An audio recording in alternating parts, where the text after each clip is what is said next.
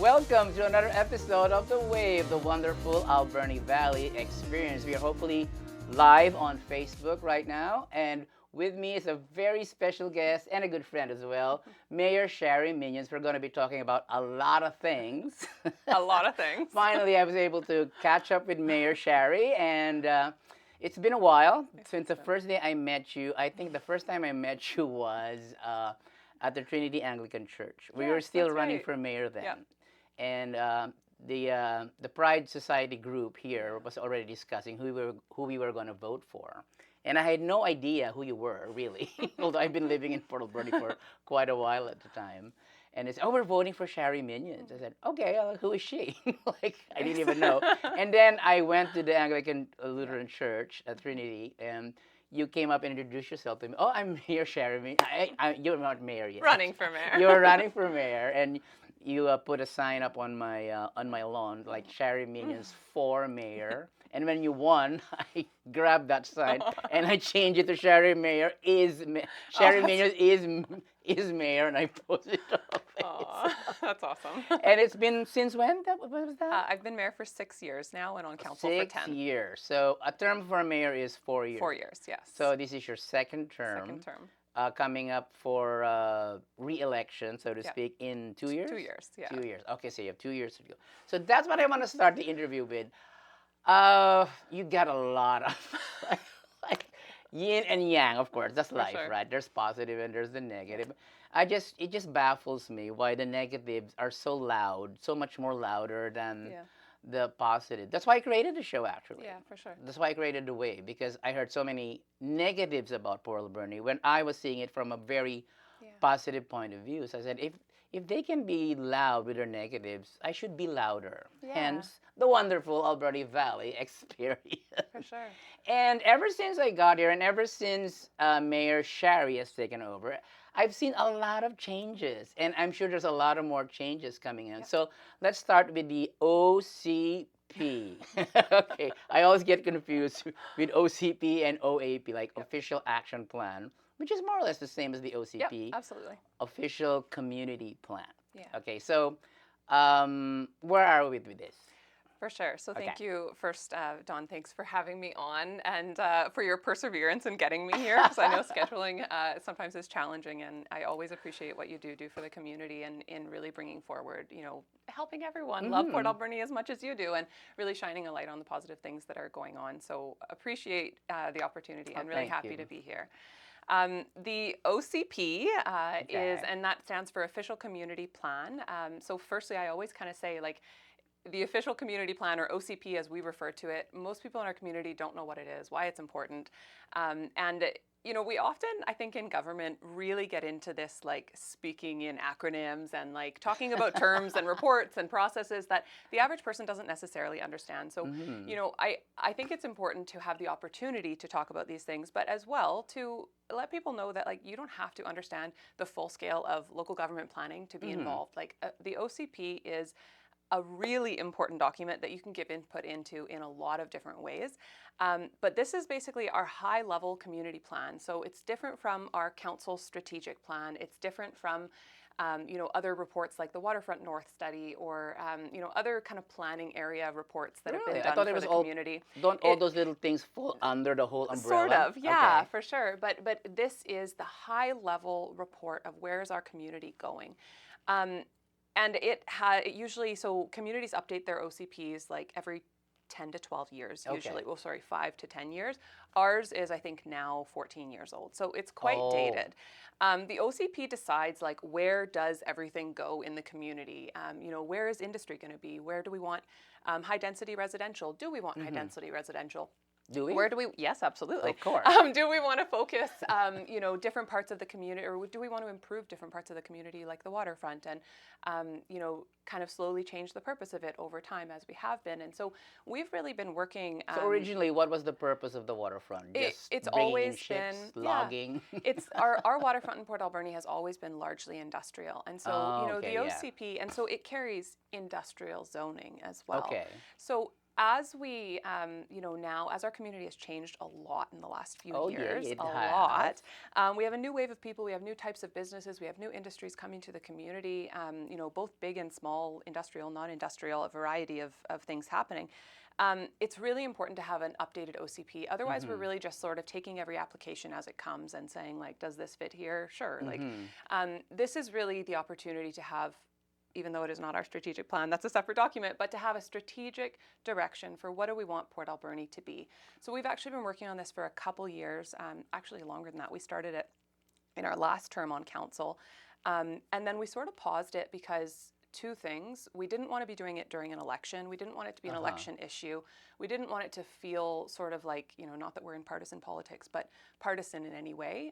We wanted it very much to be an opportunity for the community, all members of the community, to come out and give input in a meaningful way outside of feeling like they need to, highlight who they're voting for or anything like that.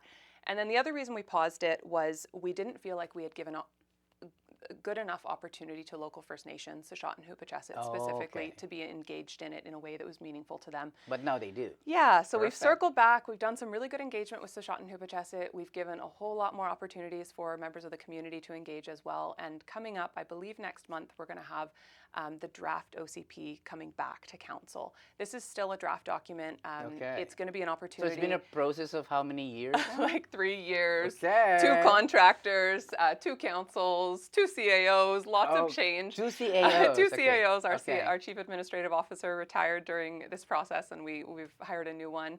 And the nice thing about that, even though it's taken, I think, longer than we wanted, the nice thing is we've had lots more opportunity for the community to have awareness of this document, to give their input, and I think we're going to get a document that is more representative of the community as a result. We've also had some big issues during that time, so like the beaver pond development. People want to talk, or the potential beaver pond development, people want to talk about what they see as the future of those lands, whether they're privately owned or not. And the OCP plays into that. The SOMAS lands development. Yeah, the SOMAS. We're going to get to that in a minute. For sure. And, so how that land is designated in the official community plan process and subsequent zoning bylaw that comes as a result of it is really important. And the fact that we've had these big issues during that, I think, has engaged more people in the process, which is fantastic. That's what we want ultimately, is the community to be engaged in this process. Okay. Perfect. That's a lot to take. I know. But you mentioned You're gonna have to cut me off, the Don. I'm council very strategic plan and OCP are separate. So what's involved now? You got me curious. What's involved with the council strategic plan? Yeah. So council strategic plan is not necessarily kind of land focused, and so the OCP is really focused on like what goes where and high level policy within the community. Council strategic plan is more action focused to say what do we want to achieve.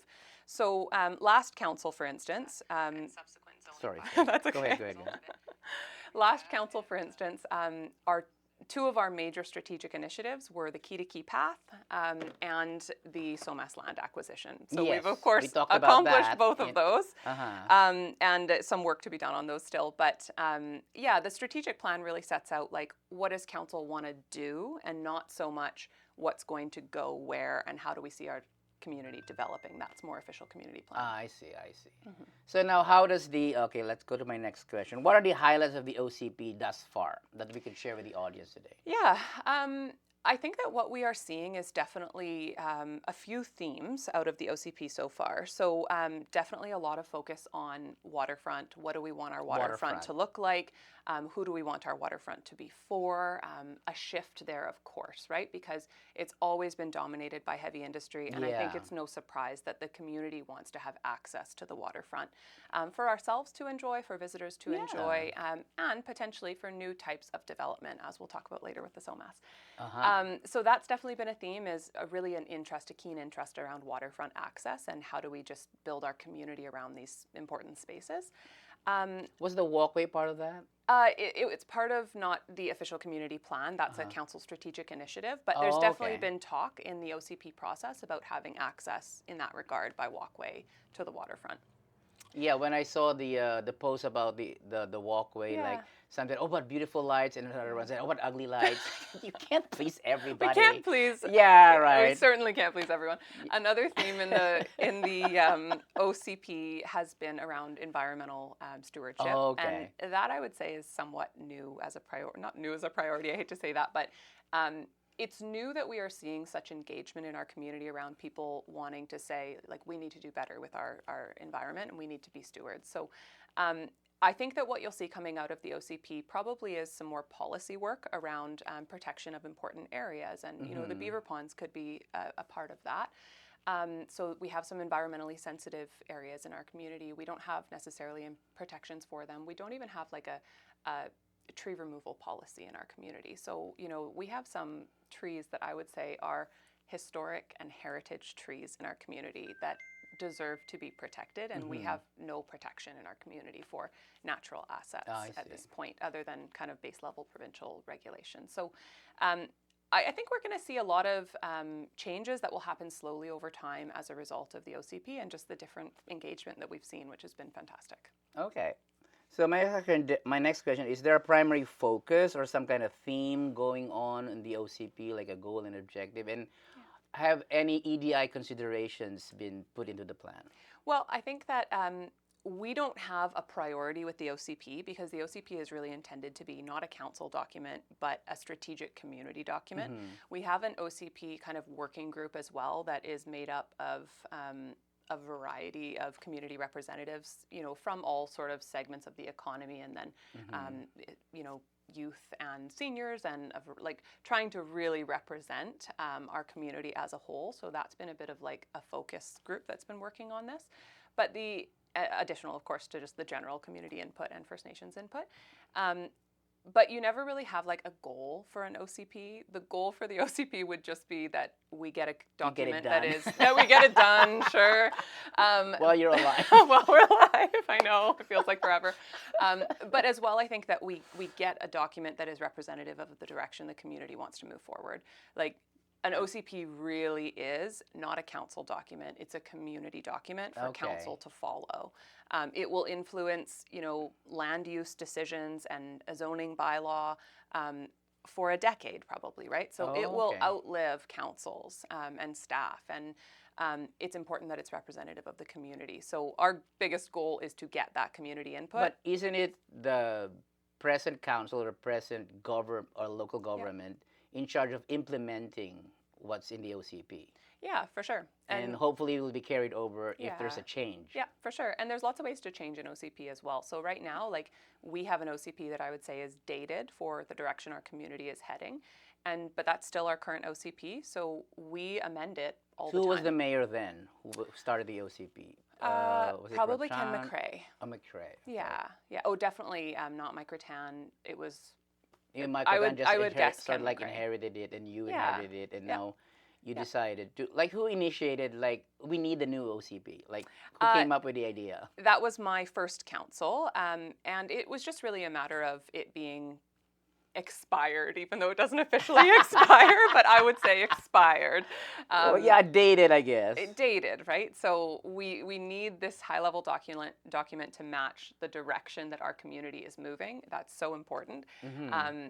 And I think that our current OCP didn't envision that we would be getting this level of applications for high-density residential, for six-story apartment buildings, and so on. Six-story. Are we going to allow that now? Yes, absolutely. Okay. We've actually, I believe, so you currently under our zoning bylaw can, in some ways, do a six-story building, and the OCP may envision if we want that to be the max still, or if we want to raise it to 8. Like, probably Scary, not though. some, and so that's why it's important for the community to come out, right? What do we deem high density residential? Do we want that in our community? Do we want it in only certain areas? Do we want to focus more on low density residential, which can be townhouse complexes and that type of thing? So there's a lot of housing decisions to be made in an OCP. Yeah. So is our population growing? Like, the residentials are growing already, right? So Yes, that's a good definitely. sign, right? That's good for our community. Yeah. So what are the primary issues that have been looked into in the process of developing and soon completing the OCP? Like, so you already mentioned, like, industries, variety, waterfront development. Yep. I'm curious about, like, communities. Like, you already mentioned that the shot and the Hupacheset, and what about the other communities, like the LGBTQ community, Yeah, absolutely. like I said, the Yeah. EDI considerations of the For sure. OCP. Yeah. So our working group has given consideration to make sure that all voices are heard at the table. But additional to that, we've reached out to, like, I don't want to say special interest groups isn't really Yeah. the right No. phrase, but Yeah. we've reached out to a variety of intentional community segments, and that includes working with the high school, working with North Island College, working with Fur Park and Echo Village, we've tried to really hit every segment of our community in a meaningful way in order to get broad representation. And the value again of this going on for so long is most people are generally aware that we're working on the OCMP, and if Yeah. they've had an interest at some point, it's been on social media a lot as well, then they've had the So, like, for opportunity to example, give some I kind know of about the input. OCP. I've Yeah. heard about the OCP. I know there was like a town hall meeting or Yep. something some time ago. Do we have this still ongoing, like town hall Yeah. meetings, and like Not I a- can show up there? No. Yeah, not a town hall meeting specifically right now. However, when our draft comes back, there will be more rounds of engagement to say, like, did we get it right from what we heard from the community? Okay. So there will be more opportunities, even when we get that draft OCP, to give input into it. So you're going to be making a public announcement, like there's going to be a Yes. meeting, and we Yeah. can come and join and put our input and stuff like Most that. likely it will come to one of our committee of the whole meetings. So Okay. that is a meeting at a council level that is determined to kind of have more dialogue and conversation, more opportunity for questions, and it will come to that for people to be able to ask, to give input in. Okay, Others. cool. Yeah. I mean, it's so nice that the Yeah. community gets involved. It's not For just a sure. one-way thing, and Yeah. because I've heard it's like I don't know, just a few people, just not even more than the fingers of my hand, one hand. I know who you mean. No, they say like, oh, you're he seems to have this perception that you're a dictator of some sort, and you're spending our tax money and this and that and this and that. Like, Yeah. I seem to remember we are in a democracy, and you're Yeah. not by any means Yeah. to any degree a dictator, because you have 6 council members to consort with, right? For sure, and I have no more decision-making ability than any member of my Exactly. council. I have one vote, out of 7.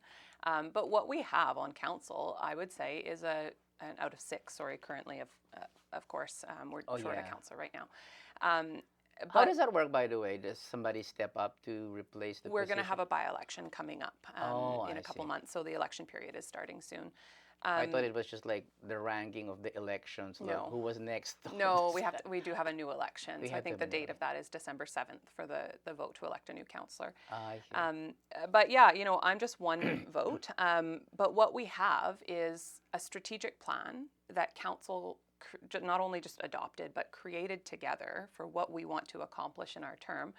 And we have a really unified vision for the community. So, it's not surprising, and I think this is largely what you want, is to elect a group of people who are different, but who can come together and decide where we're going. And that may not be exactly where I wanted to go, or exactly where Councillor Patola or Councillor Haggard wanted to go, but we've brought our 7 visions together collaboratively, and we are working forward on that vision that we've adopted.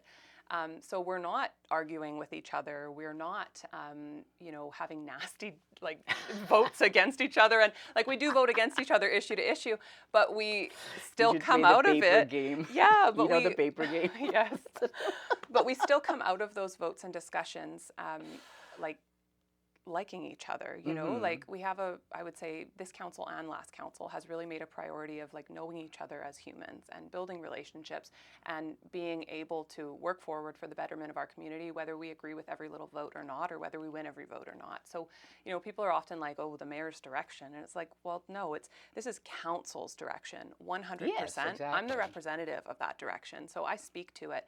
Whether I support a project or not, if council votes to move it forward, I am the advocate for that project, and I am speaking to it positively in the community, and that's my job as mayor. Yes, and you have a nice, very pretty face to put on it. Thank you. I mean, how many cities have this privilege? Young, vibrant, intelligent. Okay, never mind. Let's talk about our. In retrospect, how does the new OCP relate to the old OCP? Like you already said, Yeah. it's dated. For sure. So we don't know yet because the new one is not adopted and there's going to be work to do on it still. But my guess, like based on, the reports we've seen so far on like the what we've heard documents, which is sort of a culmination of all of the community feedback that we've gathered in a few different places. My feeling is that the theme is changing the way that we look at housing. So, Port Alberni has for a long time been really a single family home community. So focused on building single family homes. And like that just doesn't work in today's world. People are moving to Port Alberni. People want to enjoy this community as their home. And not everybody is ultimately going to be able to afford, to buy and own a single family home. Like the world has changed. So Yeah. that will be more density regardless of what that looks like. It may be townhouses, duplexes, patio homes, apartment buildings, condos, etc. But I think we'll see a lot of changes in that regard. While we are building more housing in our community, one thing that I think we will continue to hear and has been a big priority of council as well is building housing for everyone. So as our community changes, as our community gets more expensive, we want to ensure that nobody is being left behind. So we're building housing or we're approving housing of all kinds, and this council and last have been big supporters. Yeah, when it comes to housing, that's a Yeah. whole episode already. For sure. I did an episode Yeah. one time with, I think, Todd and Yeah. about the tiny Yeah, homes for and sure. all that stuff. Yeah. Well, and that's for important, another right? time. So Yeah. it's, building tiny homes, building affordable housing, building supportive housing.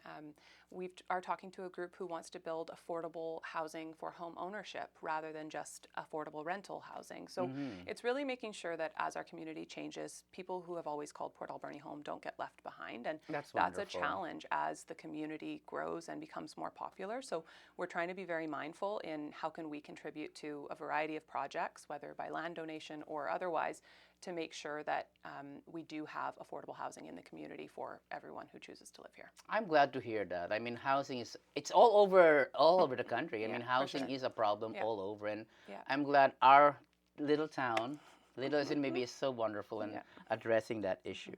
Okay, I guess we've spent enough time in the OCP. I'm gonna move on to the first time I had you as a guest was when you announced the purchase of the SOMAS lands, Yes. and that's how long ago was that? 2 years ago. 2 years, Well, okay. 2.5 years ago. So now let's get an update. What's happening with the SOMAS land For sure. So development? much has happened in that Okay. time. We got possession of the SOMAS lands, I think, I shouldn't quote dates when I'm not prepared, but I think it was on Valentine's Day, I think of 2022. And so about 2.5 years ago when we actually formally took it over.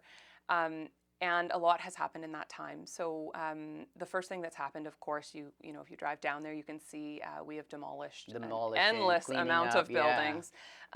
That work was originally the first budget and estimate that we were provided for it by a local contractor was that it would cost us between $3 and $5 million to demolish the site, not clean up contamination.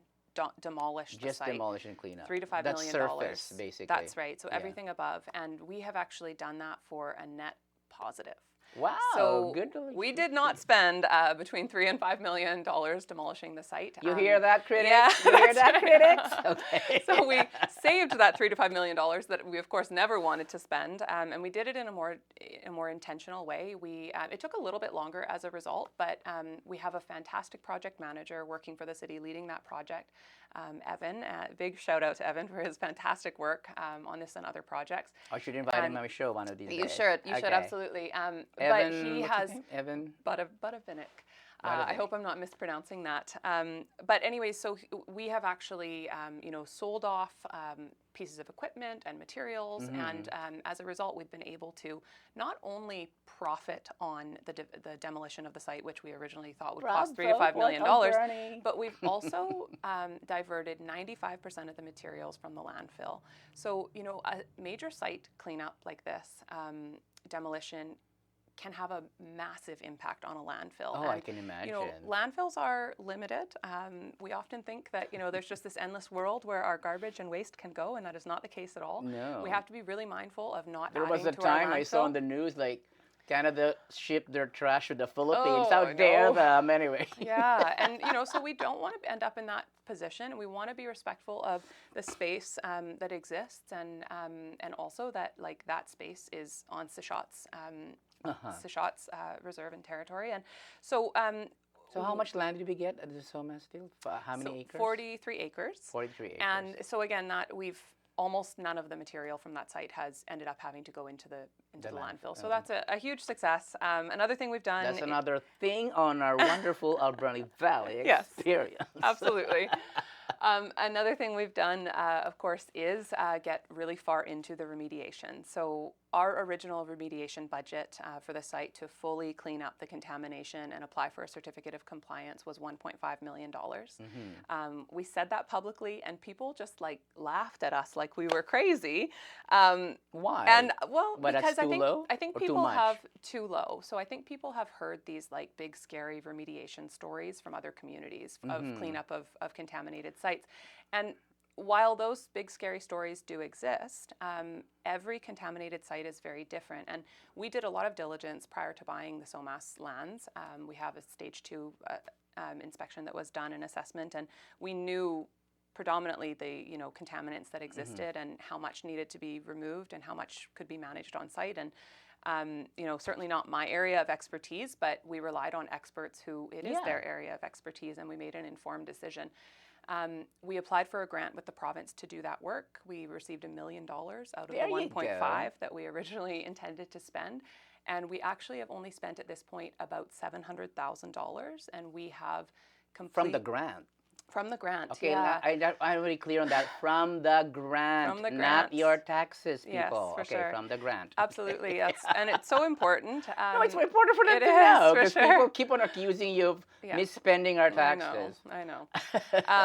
And so from that, we haven't applied for certificate of completion yet on the site, but we have excavated away and removed the material that was deemed that we needed to.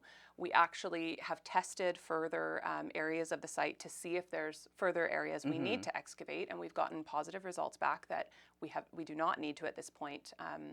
It will ultimately be up to the province, but at this point, our experts are saying we are not intending to have to excavate away further materials. So that's the expensive part of a contamination. And we are hopefully a few months away from applying for that certificate of completion. So it's absolutely not to say that we're not going to spend more money on it still, but we know we've done the bulk of the work.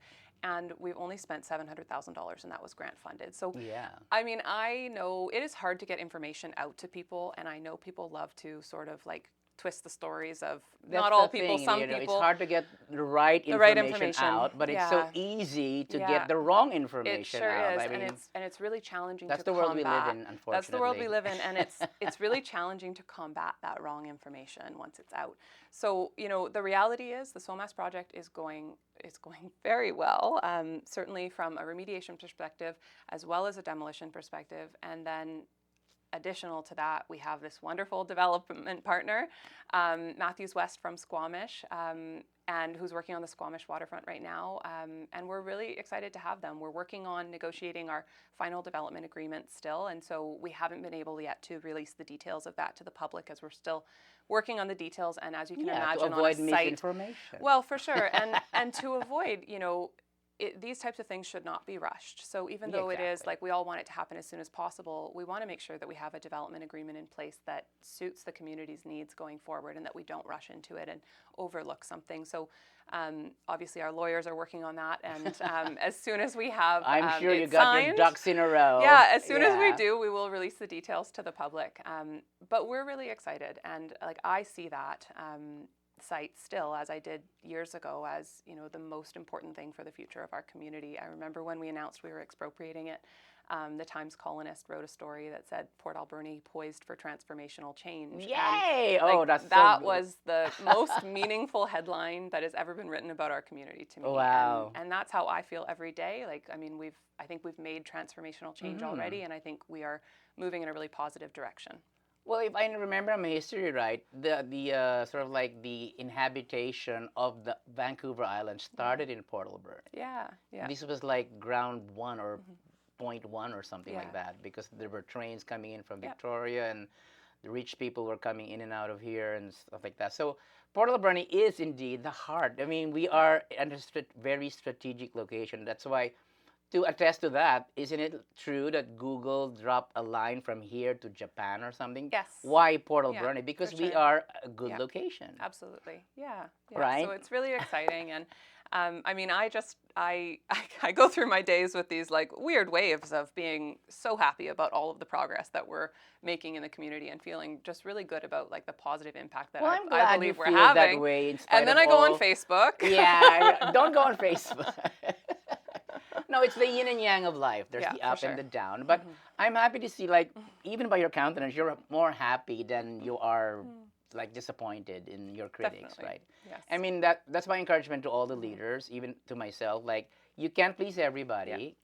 And Jesus Christ, the most popular man on the face of the earth, was crucified by his critics. So there, Yeah. you're in good company. Yeah, for sure. At least you're not being crucified just yet. Uh, Okay. So that's the latest on the summit.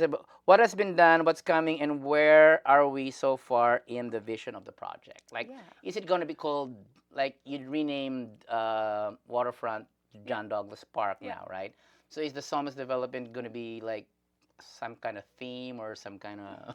Well, I would say like what we have said to the public, and this has been consistent throughout, and this still remains our vision for the project.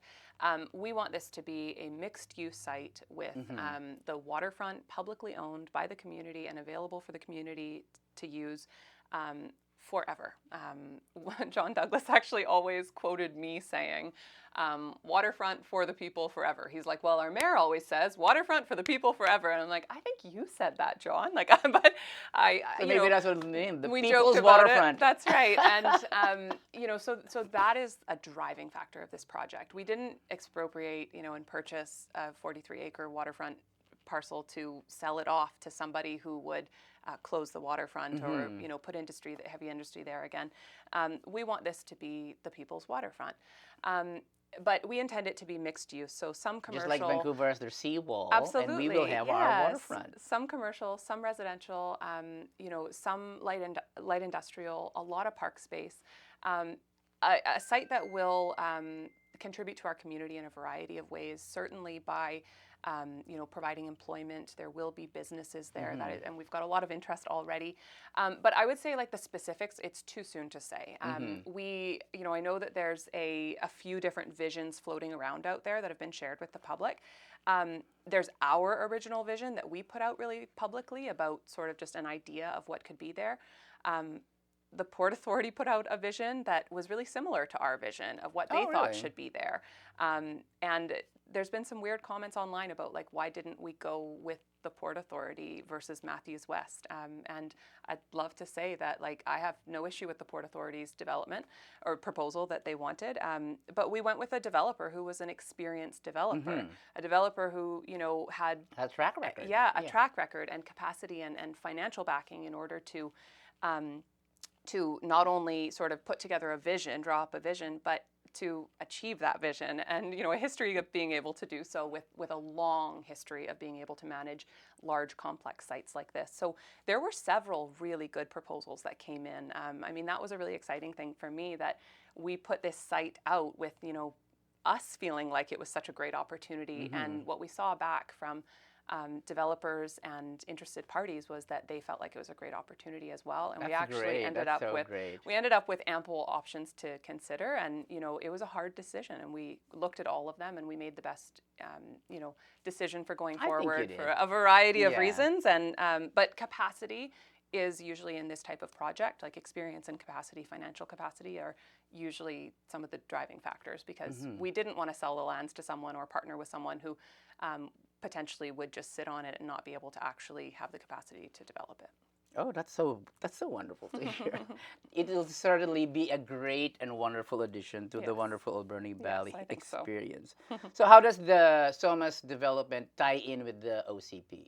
Is it the OCP part of that? I mean, so the development is part of the OCP. For sure. So not the development specifically. The development will have to go through a master planning process. So Matthews West is intending to start that planning process in our community in the next few months. And that will be like public sessions and public surveys and opportunities for the community to say, what do they want to see at the SOMAS lands?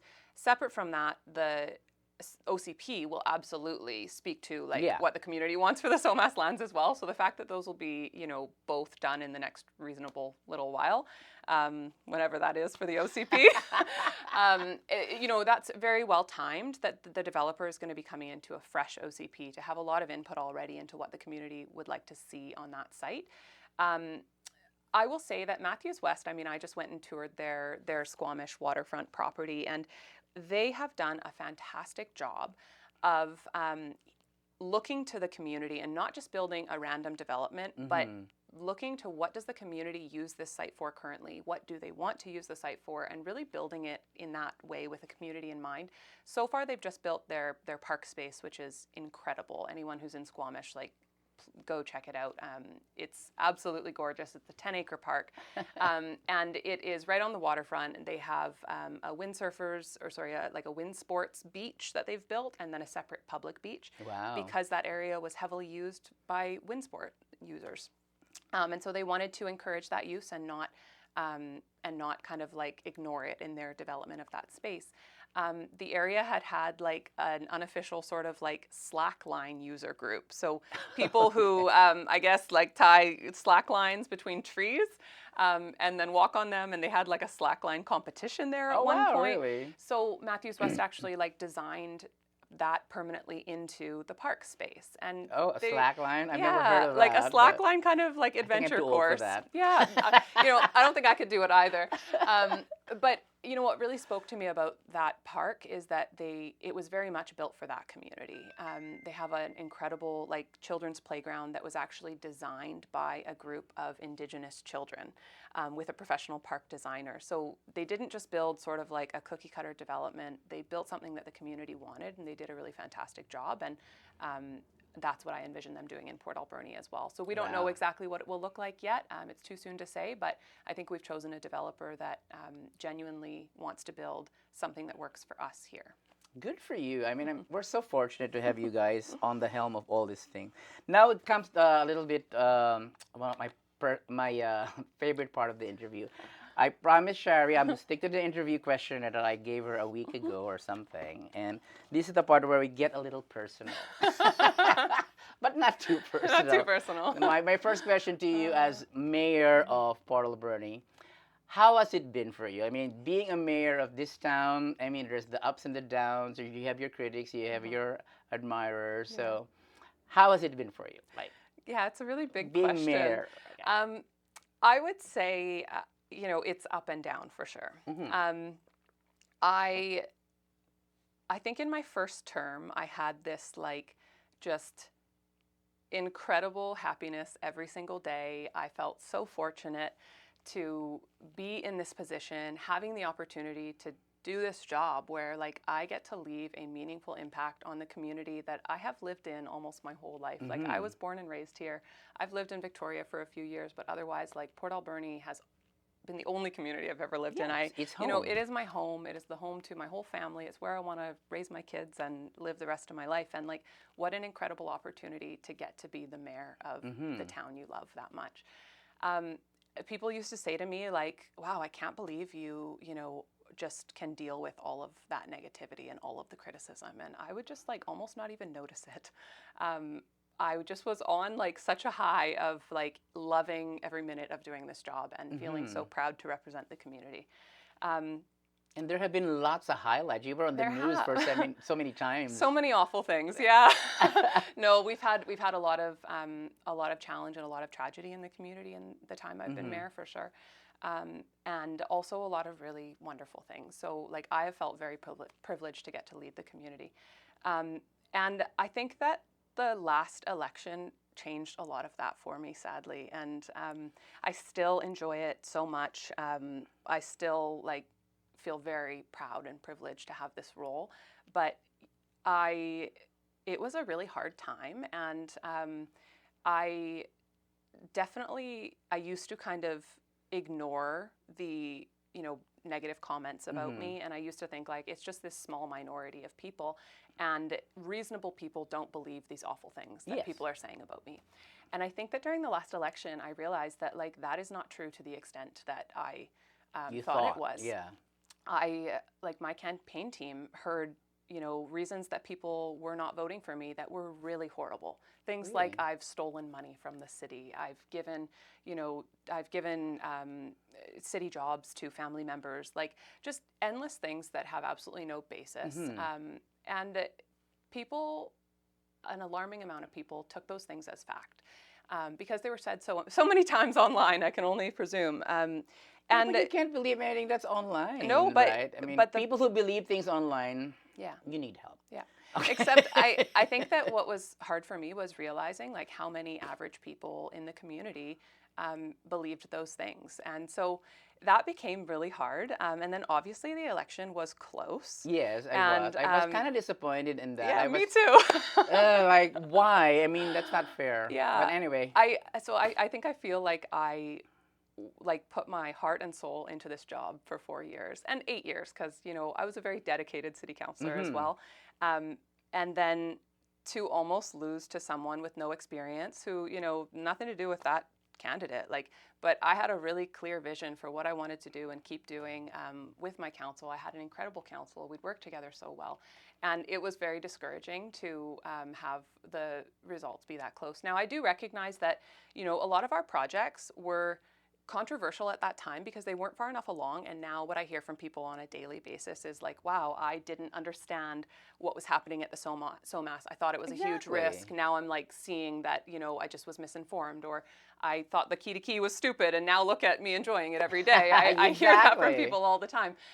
So I appreciate that it's hard sometimes for people to see a vision, and I think that our last election was unfortunately, like us not being far enough along in some of those things where now we're getting the opportunity to complete them.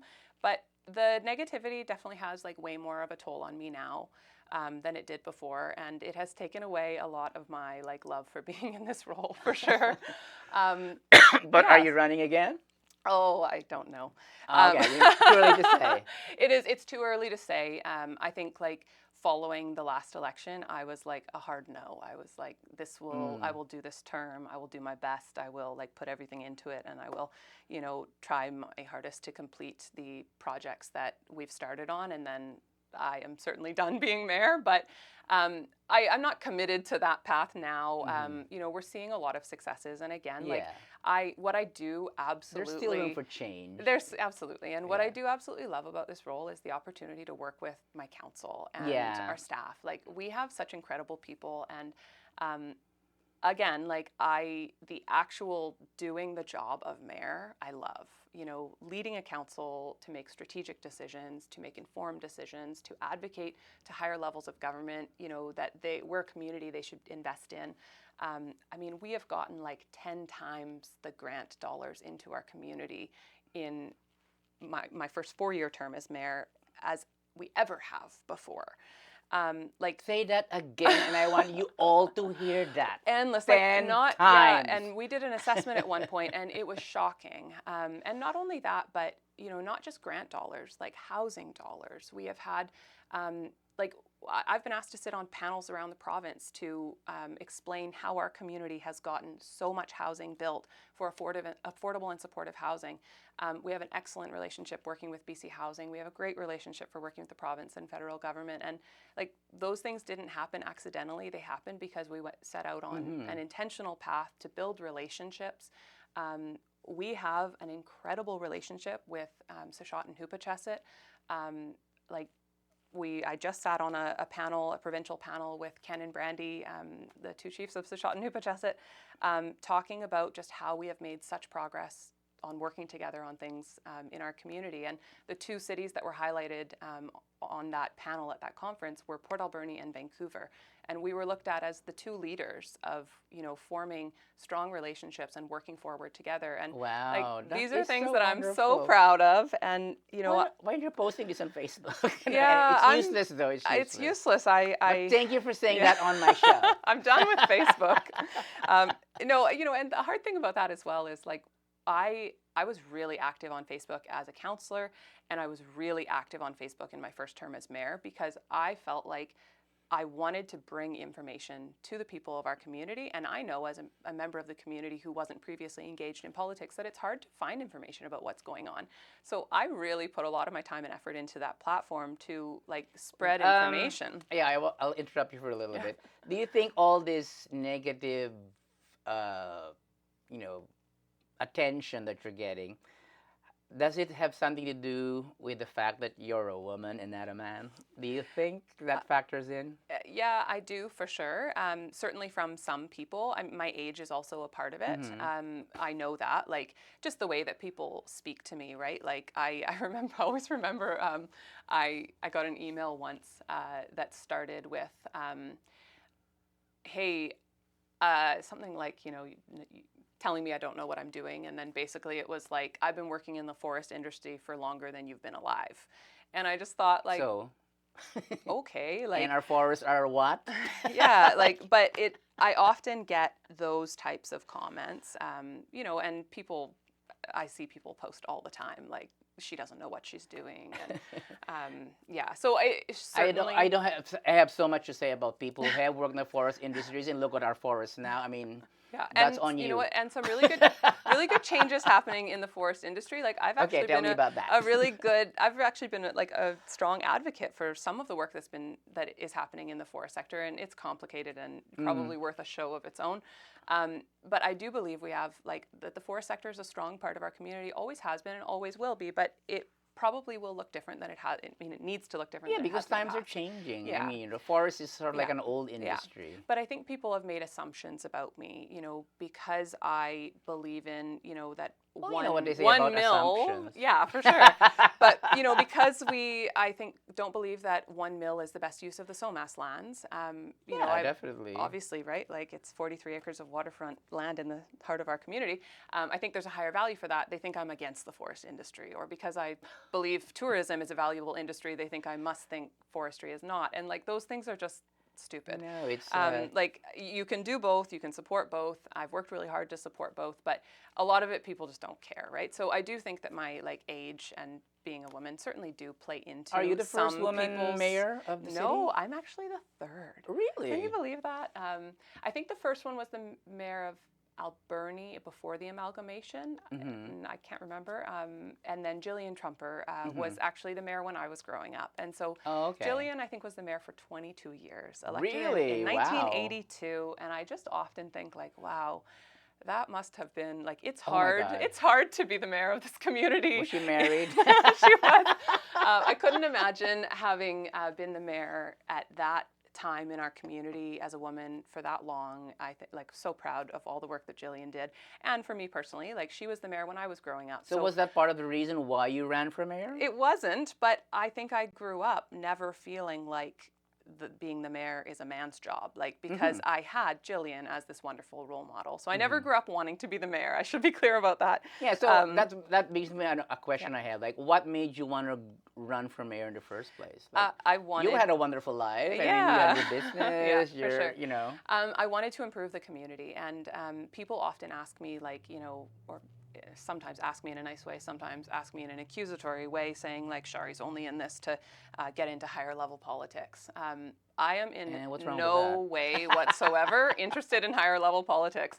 I do not want to be an MLA. Not that there's anything wrong with that. No, there's not, right? But it's not my interest, right? Like this is not a building block for me. I don't want to be the MP. I don't want to be the MLA. I have great respect for those jobs and our wonderful people we have in those roles, but my interest is not in provincial policy. It is in improving the city of Port Alberni. Yes. And how lucky we are for that. and so I'm here because I wanted to have the opportunity to leave a positive impact on the community where like I want to live, and I want it to be my kids' home forever, and their kids, and I like believe in this community, and I feel very fortunate to be in the role that I am.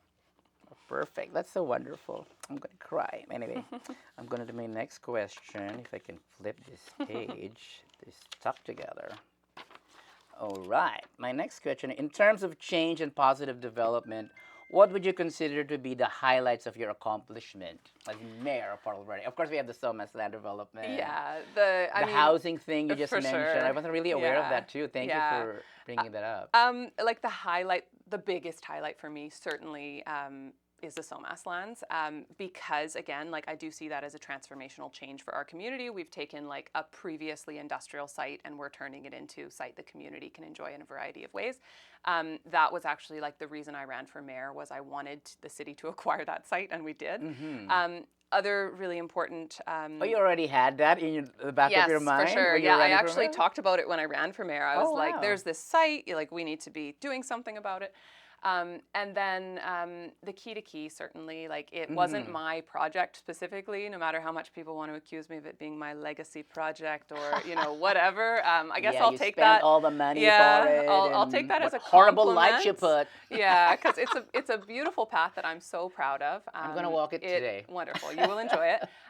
It was not my top choice of a project to focus on in my first term as mayor, but it was my council's choice. It rose to the top almost unanimously, and I carried it forward and, you know, advocated for it, and we built a plan because it was the project council wanted to focus on, and I'm so happy that council was so persistent on it because it is an incredible asset for our community that Was I'm there really proud public of. engagement for that project? Yeah, and you know, the public engagement, funny enough, actually goes back to like the 80s.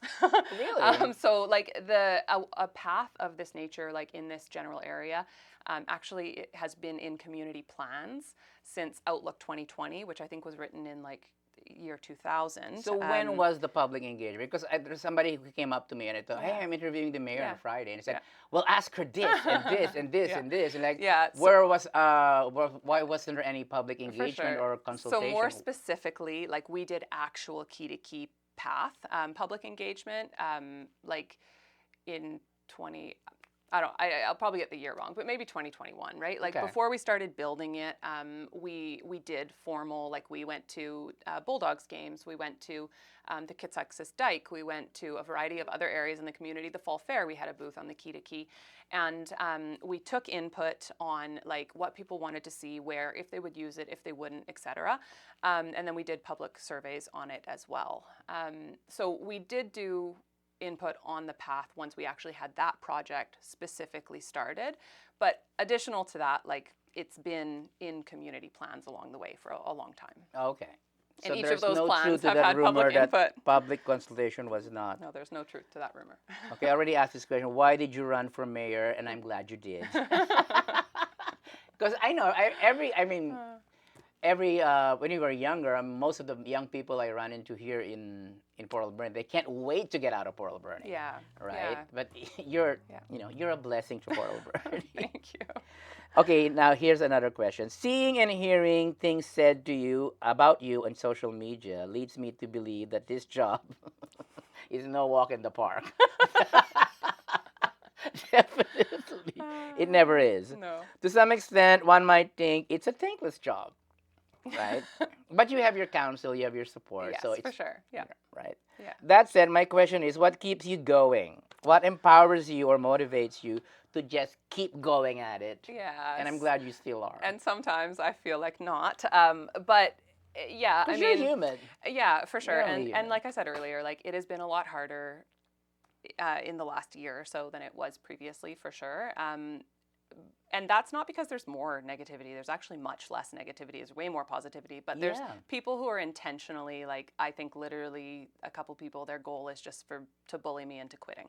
And that is hard. That takes a toll when they're saying personal things about me, when, like the personal rumors spread about me over the last couple of years have been awful, absolutely awful. And so, like, those things have been really hard. Let me say this, though.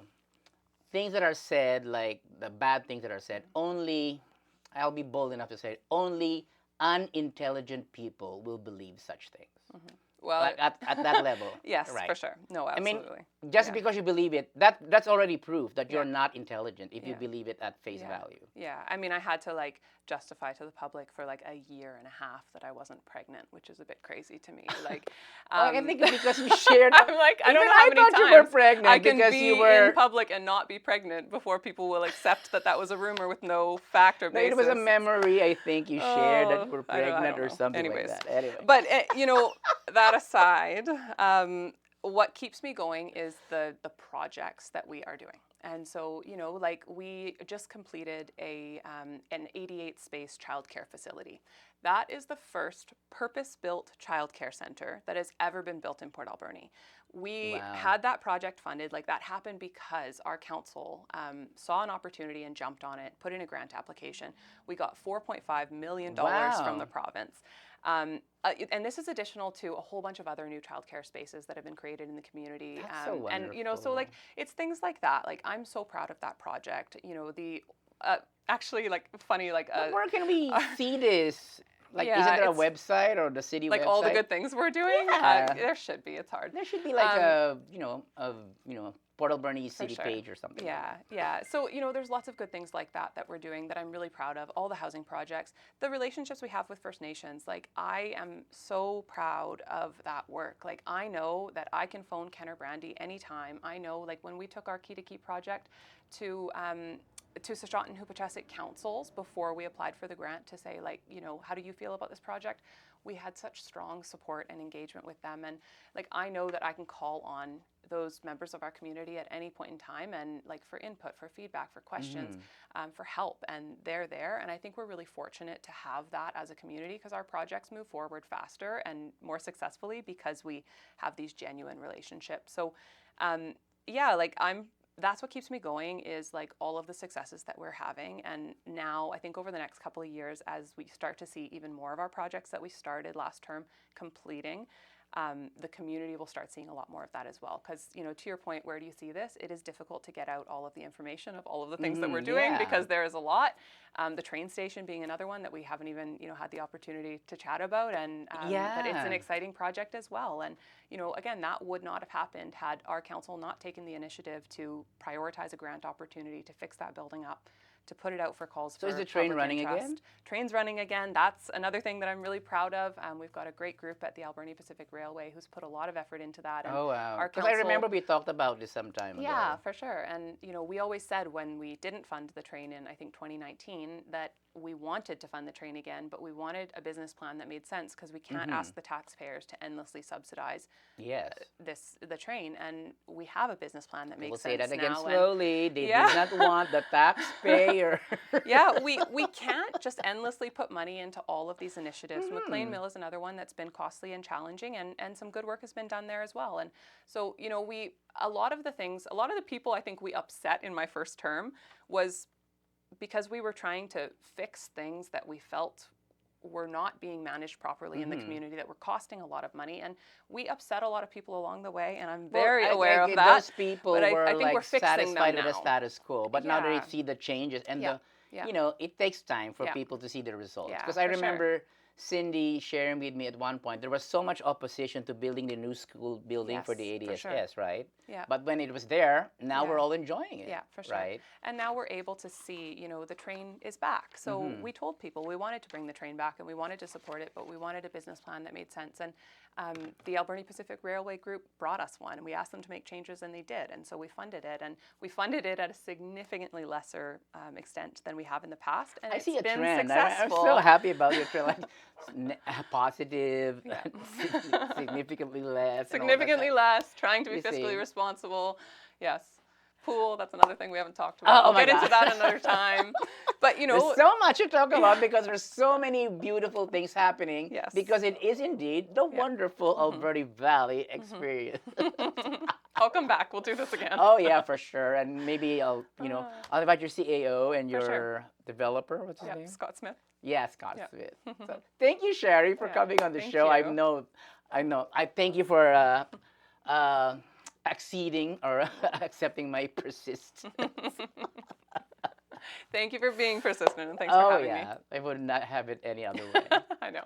Well, that's all the time we have. I again would like to thank our wonderful mayor, Mayor Sharie Minions, for coming on the show. There will be more episodes with Mayor Sharie and some other people talking about the many wonderful things. Because we can talk about the negative things all day long, but that's not going to be any help, right? So you talk about the wonderful things, and that will inspire us, encourage us, and give us some kind of hope. And I'm just so glad that you are part of my wonderful Alberni Valley experience. We'll catch you next time.